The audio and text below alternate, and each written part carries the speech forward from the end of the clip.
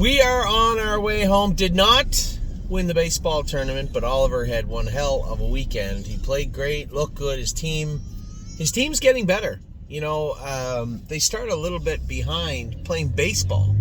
Started a little bit behind the Ontario kids, and Ontario plays a little bit long. How do they do that? They must jam a bunch of games in a line. Yeah. But Ollie played very good. You know, I'm just driving down the road. My wife keeps saying, you get another email, somebody asking about Crantini or asking about this horse or what you thought about that horse. And it dawned on me, I didn't really send out a video today. We had such a great day yesterday overall. Honestly, this has been one of the best, tell the truth, been one of the best weekends I've had in a long time. Pretty good weekend for the McDonald family and for the stable, for both our families. It's been a pretty exceptional weekend, pretty exceptional week. You know, we got a little glimpse of some rookie power this week with the Walner Colt, Pickpocket, although we've talked about Pickpocket for a while, but you guys didn't really know what we were talking about until now. Now you do. Now everybody does. I've had people message me from Kentucky, from New Jersey, from New York, asking about the Walner Colt that qualified in Northfield Park. And yeah, he's a powerhouse and a good horse, and really kind of even overshadowed another good horse we have, and that's the Captain Treacherous Colt in Arson, and they overshadowed the other horses. If we just qualified Militant, 2-1 last half, 58 last quarter, 29-1, you'd be like, wow, that was a pretty nice colt, that six-pack colt that you went with. But again, when you qualify them on the same day that you have a Walner that looks so good, not a lot of people talk about the six-pack. And then you look at the other two pacers. Born to Dance was impressive, and so was I'm Fancy Like. So all five horses look good. The Schooler, Blanton's Blue look good. All those horses, that's not true. I was going to say they're all going to be re-qualifying next week. No, they won't. The Captain Treacherous Colt and Arson and Pickpocket will not be re-qualifying. Actually, I don't think Militant will either. The more I talk about Militant, the more I may end up sending Militant down to Oak Grove. Now, it's tough to say, wow, we'll race Militant and Pickpocket together. Maybe not, but you never know. There is 2 legs of 25 and a final of 100. So it's a good start, I think, for both those colts, and quite frankly, either or both of them could stay in Kentucky for the entire summer. So I don't mind the thought of sending him down there also. Those 3 likely won't qualify again, whereas the other ones will, and another 21. If my count is right, we'll have 23 to qualify next week. Yeah, baby? Your iPad's not working? Well, we're driving through a little town where I'm not sure they have Wi-Fi in this town. We stopped. My co-pilot had us going to a pulp on the way out of town. But then we were busy as a team. We were busy watching cat videos on Facebook. No, I wasn't. Missed the exit. I wasn't watching cat videos. Dog videos? Hey, I don't think so. Would you like Was to there a see? component of Facebook at all in that time frame? Okay. I have no way of proving it. What, honey? You got a new watch. It looks pretty. You want to show everybody your watch? Show everybody your watch. Whoa. So, unofficially, some cat videos. There was no cat videos. Okay, I believe you. You know, we're married. I love you. I'm not gonna. Yeah. No, I'm not. If you say there was no cat videos, there was no cat videos. Either way, we missed the exit, and I didn't even realize there was another pulp out in the middle of nowhere. So just off the highway. So we get off at another exit. Got our pulp. And we're on our way back to Ontario. Not a real big deal. I don't think any of us are in any sort of rush. We'll be home before 9 o'clock tonight. So it's a good day. It was, as I said, a great weekend for us. Great week for the babies. Also this week we got to see, where's your little list there? We got to see JK Victory. Seemed like he's coming back to the horse that we bought. 1 mile and 49-1 will certainly make it look that way. Actually, unofficially, that's the fastest mile we've ever had in the stable ever. 49-1 the other night, right? I'm sure it is. Big mile from him. You know, we had horses race great last week. We had Unbeatable Kemp bounce back with a 53-1 lifetime mark. He looked very good. Haunted House looks great. good spot for him in Plain Ridge.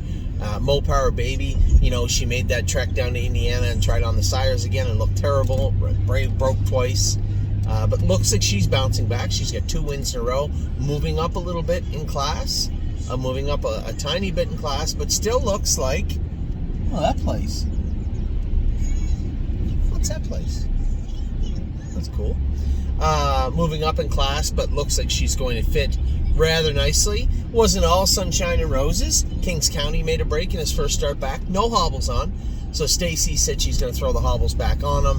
And to avert having to requalify him again, we're going to simply go and race him at the Meadows, his next start. Put the hobbles on him and not have to requalify him because of the break off a qualifier. In Ontario, especially during the pandemic, they made the changes to those rules where you didn't have to qualify off a break. One break off a qualifier, you're okay. And if you wanted to add or subtract hobbles from a horse, you could do so. Haven't got there. This is GPS taking us. I don't know what it says. We're going home. Okay. What do you want me to do? Argue with a satellite? Not on the highway? Well, it's a highway. It's just not the one we're used to. This is clearly like a Highway 2 type thing in Canada. Fresh corn. Look at that. Very tempting. Here we go. So Kings County, where they don't have that rule in Ohio. If you make a break off a qualifier, it's the way it used to be in Ontario. You have to requalify, and to take hobbles on or off, you have to requalify again. You don't have to do that in Pennsylvania or Ontario. So Kings County's going to take a little run up to the Meadows his next start. Yo Mister was awesome. Just a good week. But I think my 2 high points of the week. Everything I talked about was great. We didn't talk about Tailgate Buzz, yes, Tailgate Buzz, but Spitfire Overseas was incredible. Just really took the bull by the horns and played a real leading role right now as we head into the summer. And I know a lot of people asking me, what happened to Crantini? What do you think of Crantini? Well, I think we're all in agreement of what I think about Crantini is probably the same thing you think about Crantini. Crantini was born to be a heartbreaker, has got lots of speed, and I can assure you it won't be his last break. I can only hope that it doesn't cost us and him too much. Hey, turn that down, you turkey. I can only hope that it doesn't cost us and him too much money, because he will have little brain farts from now and again. He'll do that. Now, Megan said she did scope him. He was a little bit under the weather. 2 out of 5 for mucus. So, maybe it's just that when Crantini is not at 100%, when he's not firing on all cylinders, you may as well turn the car off. And he's not a killer. He's just a very fast horse. I don't mean it in that sense. What I mean is he's not a fierce competitor, right? Spitfire Overseas, we knew, was a little bit under the weather in Plain Ridge and raced great. He was definitely a little bit under the weather when Megan raced him again in the Poconos. Still did all he could do. You could tell he was working as hard as he could. And then, they got him healthy, seemed really good. And he's not a real flashy trainer, to the point where, Scott and I had a pretty candid conversation the other day at night talking about a number of things. And Spitfire came up and he said, yeah, he's just a plotter.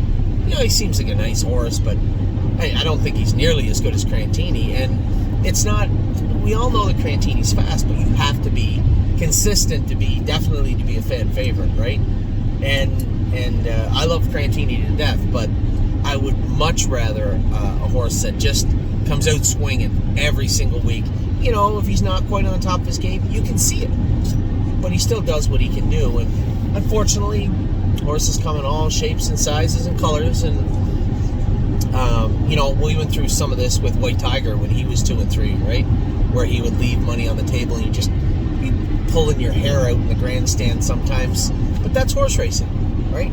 I don't begrudge Crantini. At this point, I'm just going to have to look and bite my lip sometimes. Same as you're going to have to. And I know there's people out there saying there has to be a way to have him good every week. And I'm going to be as completely candid as I can and say that is not going to happen. I know I've got emails from Patricia and a number of emails from people saying, hey, well, have you tried this? Have you tried that?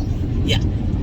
99.9% of the time, unless you're going out of your way to try to send us an email about some obscure equipment that nobody's used since 1973, there's a good chance we've tried it already.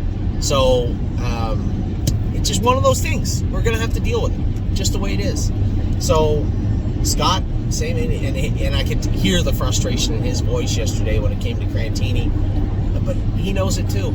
You know, even the best driver, the best trainer, in the best situation, can have a bad result with a horse, and Crantini just, he's gonna test our patience. He just is. He's going to. So there's no point getting upset about it or angry about it. We just have to live with it and know that it's present at all times. There's a possibility that Crantini might implode, and hopefully just just hope it doesn't happen too many times. I guess that's the best way we can look at it. And that isn't me saying, oh, I give up and I don't care. It's me understanding that he's an imperfect horse in an imperfect industry, and we're trying to do the best we can. So that's where we're at with him.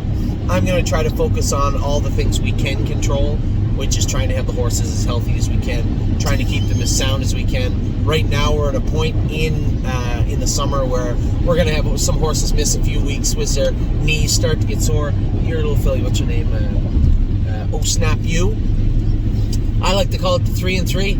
3 weeks in the stall, 3 weeks in the pool. Or in this case, I'm eager to try out that treadmill, that aqua treadmill that Dr. Latessa has. It's literally in the next barn next to our barn. So, Oh Snap You, 3 weeks in the stall, 3 weeks on the treadmill. There's a couple of horses going out to the field. Third and Six is going to the field. What's the filly's name in Ontario? The New York filly. Oh, she got it already. Yeah. Rito's Lady went to the field, as I said would. We're going to have some of these horses push out if they're not mature. Push them out, let them grow up, and bring them back in the fall. In regards to Oh Snap You, and there's one other horse too that needs to bother them. Who was it? Oh, George. George of the Jungle, too. We've been really working with George. Ultimately, the last x-ray we took of George, his third carpals look a little rough. There's some lines and stuff in there. Stuff you're going to see, but I think if we push, you're not going to like what you find. And it's up to us to take care of the horses. George of the Jungle looked great at Grand River in his training mile. What did he go, 2.8 last half in a minute or something? Thought the horse looked good. Yeah, if his knees are hurting him a little bit, fine. We're at the point now. We're at the end of the road. Pump the brakes. 3 weeks in the stall, 3 weeks in the pool. Inject his knees and start him back. They can all make those later summer, fall races. They're on the same trajectory right now, actually, that Carter Michael Dio is in. Different situation, but the same trajectory. Have them all ready at roughly the same time. Carter Michael Dio's in the stall for another 2 weeks, and 3 weeks in the pool. Why? What are you worried about? He's being pretty good though for being in the stall for 2 weeks. Yeah. So I didn't, obviously it's 13 minutes. I could have done my opening video. It probably sounds a lot like my opening video.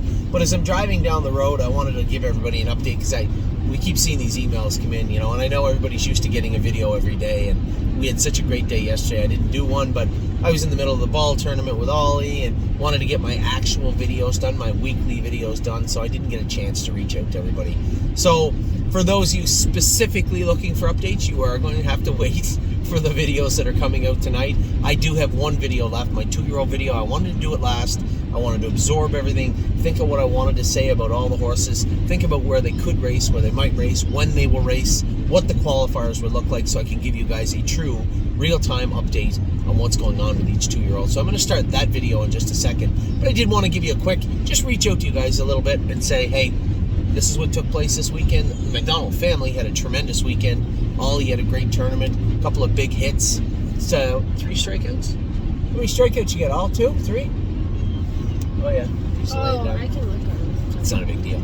A few strikeouts for Ollie, a couple of big hits, but a great weekend all in all. A great time had this weekend in Ohio. On our way back to Ontario. School tomorrow for the kids. Amy and I are back to the barn. Lots going on. Just busy, busy, busy from here on out until we get everybody settled in and racing in the summer. 3 strikeouts. Good. So with that, I'll let you go. I hope you guys had a great weekend. Take care.